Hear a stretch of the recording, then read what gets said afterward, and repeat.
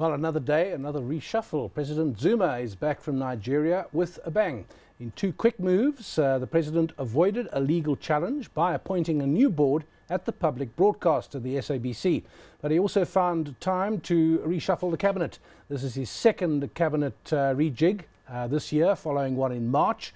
Does this reinforce the idea that Project State Capture is very much alive? We're joined now by Karabo Letlhatlha, CNBC Africa's political economy reporter, Lesiba Mothata, Executive Chief Economist at Alexander Forbes Investments, and we've got Dawie, Roodt, Director and Chief Economist at the Efficient Group. Dawie, I'm going to kick off with you with this discussion. Your reaction to, first of all, the reshuffle.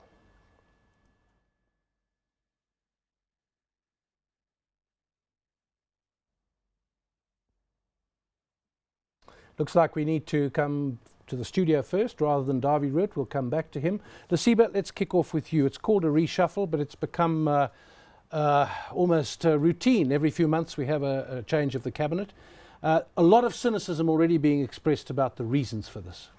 Yeah, so some reports have said it will be the 12th in the tenure of President Zuma. He is the president. He can always make the changes that he wants to, but it's just peculiar that it's coming before the budget. It looks like in the last 2 years, time before the budget, there's always some things that come up. But also, one wonders if there's any merit in it now, because the deal actually is that December is the be and all of things. The new authorities will come in, they'll determine who actually takes charge in terms of administration. One wonders what it will achieve right now in that short time period that is remaining now. Karabo, what are people saying about this? Of course, as Lesiba says, the president can do this whenever he likes. It's one of the things he doesn't have to ask anyone to do. He doesn't have to consult. And apparently, Gwede Mantashe, the Secretary General of the ANC, said again that he wasn't consulted. Well, that wouldn't be a surprise. It seems that the ANC has really fought hard to protect the president's prerogative to change his cabinet at his will. Look, from the back end, when stories like this break, especially the surprise cabinet reshuffle that we had today, one, it was very unexpected. Two, we were only expecting a legal challenge about the SABC board. Now, both those things threw us off. I got to speak to a couple of people, media commentators, and I found that a lot of people expressed to me their worry about how this looks. So the optics suggest that this may be part of Project State Capture until we get to December and until he gets his desired, if you will, successor.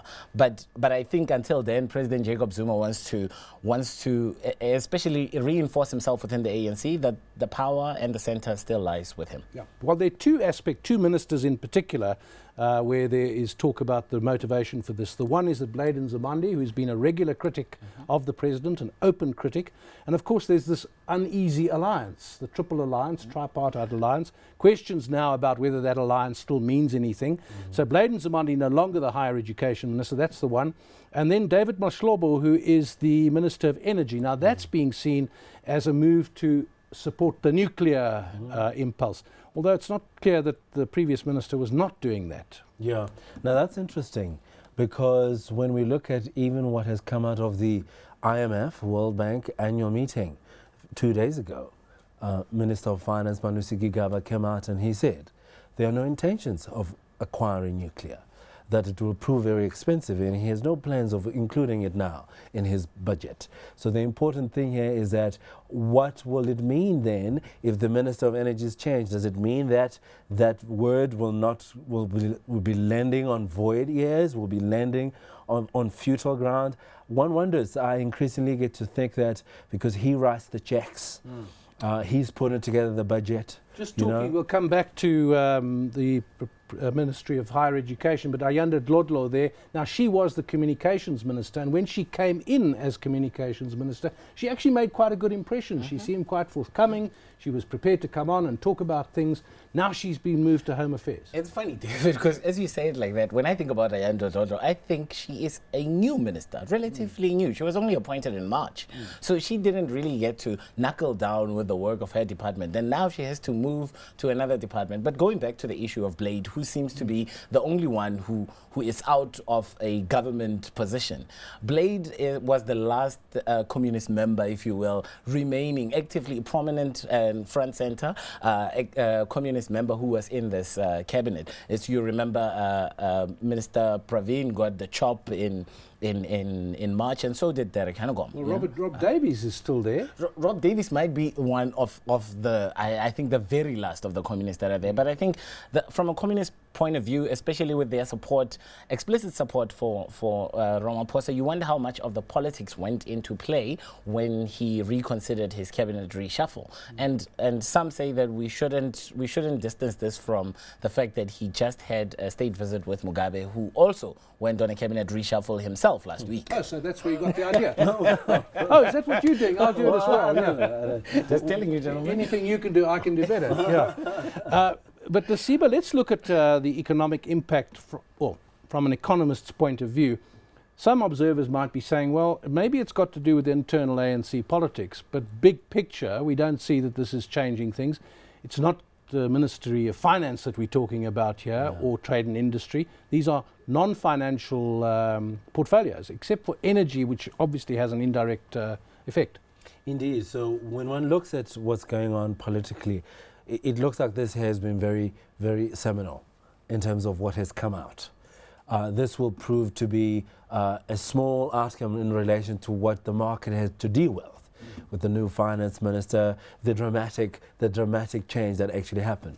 So in the broader scheme of things, this could prove to be a storm in a teacup from a market's perspective. You'll see the rand, it depreciated from its earlier strength. How much did it drop on the news? Because the rand sometimes reacts very sharply, and then as people think about it, recovers. I saw it this morning strong to about 13.20. Yeah.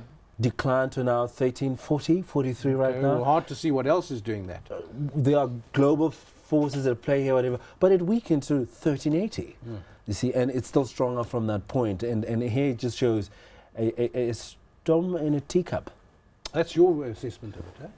When I look at it, David, I think my biggest concern, of course, lies with the energy department. As a department, it seems to have not settled. It seems not to have totally killed off the talk that part of what we are in is a state capture project that's eyeing the future lucrative nuclear contract. So for me, that is one of the big glaring moves here. And also, I mean, the idea that Tlengiwe Mkhize is moving, while she's in the middle of a legal dispute with her treasurer, with the DG of Home Affairs, that makes it an even more chaotic picture. So I think the president failed to give us calm when we were looking for it, and when we needed. Like, he created this thing for his own reasons. Right. Well, let's join social activist.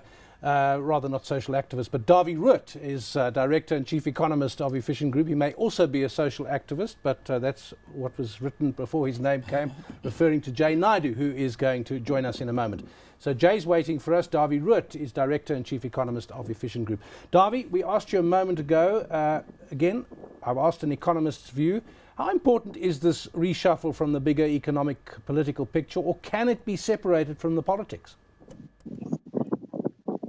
No, certainly not. I think the major issue in South Africa currently must be politics. There's a lot of political uncertainty, and of course, political uncertainty leads to policy uncertainty. But what I'm particularly concerned about at the moment, you've spoken about the so-called state capture already, but what I'm particularly concerned about is that the Minister of Finance, the new Minister of Finance, will have to tell us what's going to be in the so-called mini budget soon. And I can tell you, I've done some of the numbers. They look absolutely horrible.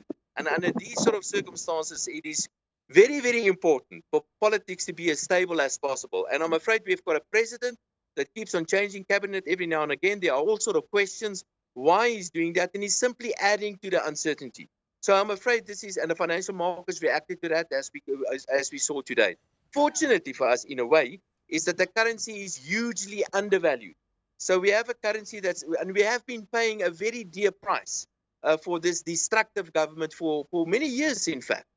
So that's part of the reason why we haven't seen more of a reaction on the financial markets. But I'm afraid that the timing of this is certainly is as bad as it possibly can get. And it's simply because, partly because of the mini budget of the Minister of Finance in the next 2 weeks.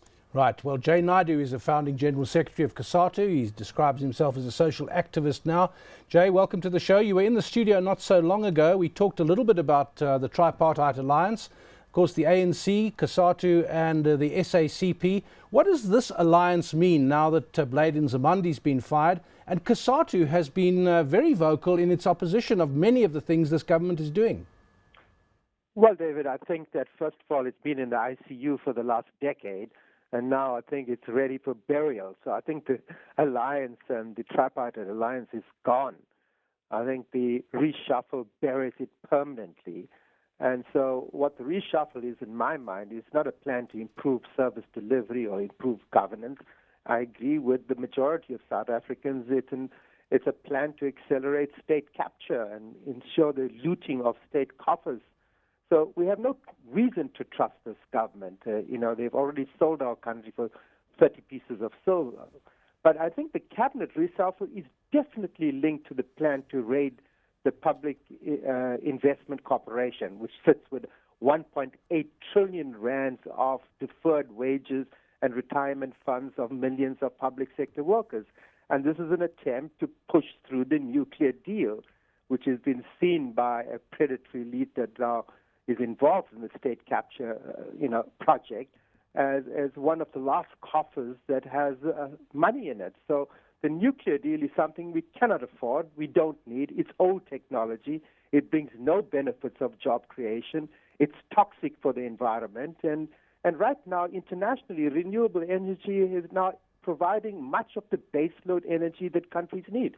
China, for example, is investing $300 billion in the next 3 years in solar, and it will create 13 million jobs. So I can have no understanding of other than that this is a plot to loot the country more as to why this Minister of Security has now been made the Minister of Energy and why the plan is now to accelerate the nuclear deal and use the PIC retirement funds of workers to fund this.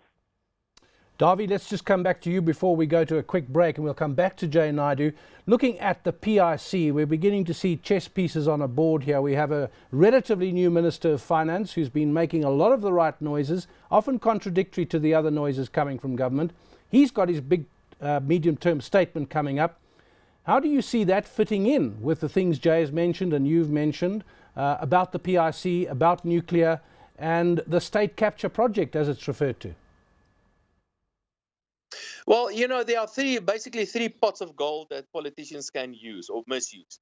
The one is the taxpayer, and I can tell you that the taxpayer simply cannot increase you can't take a heavier burden anymore. I suspect there could be in the budget of next year's budget some increases in some taxes and maybe even some new taxes as well. But the taxpayer is overburdened already. The second pot of gold is the state-owned enterprises. Now, the state-owned enterprises, most of them have financially been destroyed. And the last pot of gold is basically the retirement funds. And what we have seen recently, without a doubt, is an attack on that last pot of gold. And I think the government employment pension fund is a very good example of that. So yes, I have to agree that this must be part of the whole bigger plot of trying to get their hands on those savings of our pensioners in South Africa. As far as the budget itself is concerned, I'm afraid the reality is that we are in very, very deep trouble.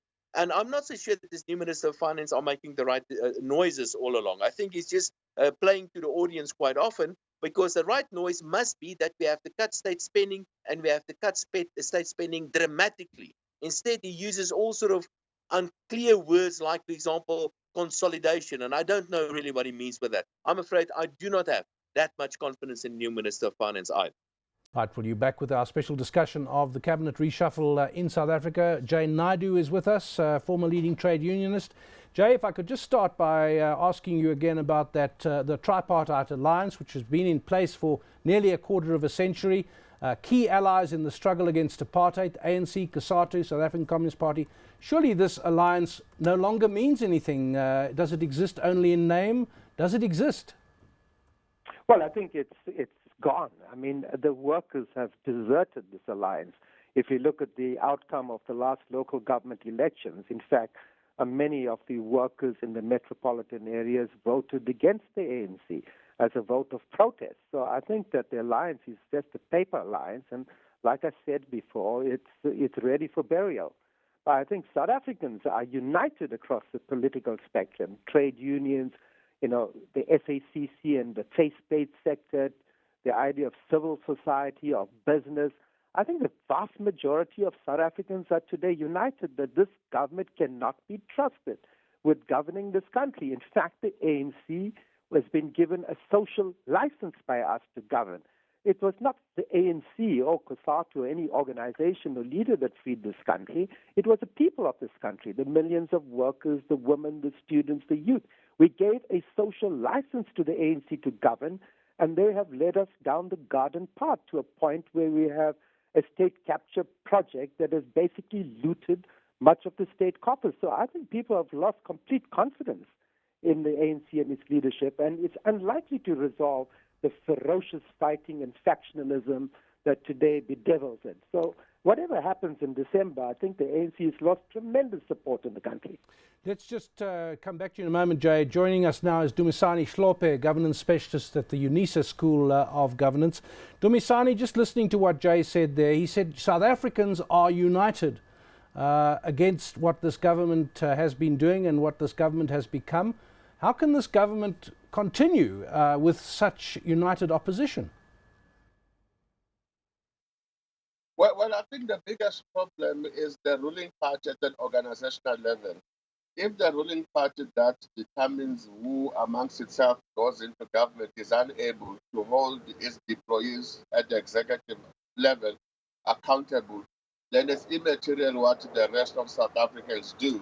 So the important part is for Lutuli House to get this act in order and hold its employees accountable. Is the problem not that the ANC itself is so split into factions that there's no such thing as a governing body, if you like, as Lutuli House? Well, I usually put it the other way around. I said there are just too many ANCs within the ANC. And I think that's where the problem is, because if you look into the ANC, those that are quite extremist, so to speak, those that are hardliners, are the ones that are in the dominant. But if you look, those that should be playing your typical Mandela role of a statesmanship, those that get to be listened to by others, for their authority and charisma, they practically do not exist. So it's possible that an elected president can do as much as he wishes simply because there's no authority to call him to order. Right, just back to Jay Naidoo for one more question for you, Jay. Just explain again what you mean by, I don't think people have seen yet, they've seen the PIC as a possible place to find money to fund SAA, but not the nuclear deal. Now, this is a new agenda, it appears, the PIC and the Department of Energy and nuclear power, and presumably Eskom along the way. Yeah, no, it's very sinister what's happening. Eskom's renewed effort to put the nuclear deal on the table, the the energy department now tabling new regulations about opening up the bidding on the nuclear deal, and now this move of the former Minister of Security, David Maslobo, to the energy department is extremely sinister, because it heralds the idea that this government is determined to go ahead with a nuclear deal in spite of what the courts have said, in spite of the opposition of the vast majority of South Africans who say this nuclear deal brings nothing to us except a foreign technology that is old. It does not create jobs. There's a demand by students for free education, which is a priority for our country. And in fact, the growth projections for our country have been downscaled. So we don't need the energy that we thought we would need. So I'm just saying is that it's clear to me that this cabinet reshuffle is an attempt to try and push through a nuclear deal, because it appears in the minds of many of us that a deal has been done with the Russians already, that money has been paid under the table, and that the attempt to push this deal through is to enable one faction within the ANC, one of those ANCs, to have the sort of bags of cash that they need in order to continue their dominance in the conferences that are coming up in December or in the future. Thank you, Jay Naidoo, COSATU, former COSATU General Secretary, founding one indeed, and a key player in the opposition to apartheid. Hard to imagine in those days we would have heard of Jay Naidoo attacking the ANC government in such terms. Unimaginable, in fact, in those days. Dumisani, I'm going to come back to you in a moment, Dumisani Shlope, but let's just come back to you, Lesiba. Listening to these guys talking from outside, let's try and take again the economic perspective. What Jay's saying there, I mean, he's not mincing words about the dangers to the economy of if this is true. It is known that we can't afford it. But I need to go back to a prominent member of this administration, Finance Minister, saying that he has no intention of funding nuclear deals. Well, as Dawie said there, some of the things he says, we're not sure what they mean and whether he means them. I think this is clear. If you're saying there's no money to fund nuclear, that's what he meant. So it would be very surprising. It would be very unsatisfactory that the same house is talking different languages. We are assuming what is going on here with the Minister of Energy. It's not what's been said officially. So what I'm saying is, if I'm hearing an official voice that came out in Washington, D.C., I take heart in hearing that. Until proved otherwise, one is going to give the benefit of the doubt to the Minister of Finance, whether it's right. We'll see. Well, he certainly, in theory, has more power than they do, but it depends on the President's backing. I think so, David. But I just noticed something as I'm going through like a bit of history about President Jacob Zuma. This is his 12th cabinet reshuffle since 2009. People say that Donald Trump operates in disorder. 12th cabinet reshuffle. Now, in Donald Trump's case, they leave. He doesn't reshuffle and they leave. Look, Donald and the president seems to share that at least, you know, to know how to make sense out of self-inflicted chaos. And that's what they seem to be doing collectively. Now, when I look at this cabinet reshuffle, just to add on to what Jay was saying, I mean, he was speaking about he doesn't see how this will be good for economic development, for uplifting the lives of the poor. I say, I don't know, a ministry that's been highly overlooked within South Africa's, you know, downturn economic narrative is the Ministry of Economic Development. Where is Patel and how come he never gets reshuffled about anything? We need to grow this economy. I haven't heard that ministry telling me how we're going to grow this economy. As far as I'm concerned, I should be seeing Minister Patel and Minister Rob Davies telling us how we're going to get ourselves out of this bad narrative. I don't see both those gentlemen there. They're both communists and they both seem to be fine in Jacob Zuma's cabinet. Dumisani, just to bring you in one more time here, he's governance specialist at the UNISA School of Governance. I don't know if you had a chance to look at the new SABC board. The chairman of the board is Bongumusa Makatini, Phoebe Potgieter-Gqubuli as his deputy. A couple of familiar names among the rest of the board. A couple of them have been there before. John Mattison, his name's been there. Krish Naidoo, an activist also from the 80s, the old UDM and so on. Have you had a chance to look at that, and does it, what does it mean for the SABC and, again, our politics? Well, I think the unfortunate thing, number one, is that this appointment came at the backdrop of a court challenge on the president. So it comes up in a sense that there was pressure on the president to make the appointment.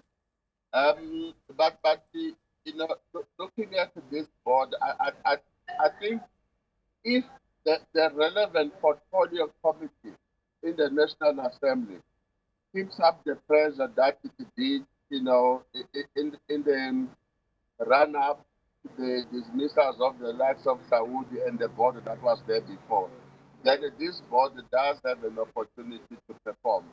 But then if that oversight body does not, you know, act accordingly as it did in the last few months, then it might have some challenges in terms of performance.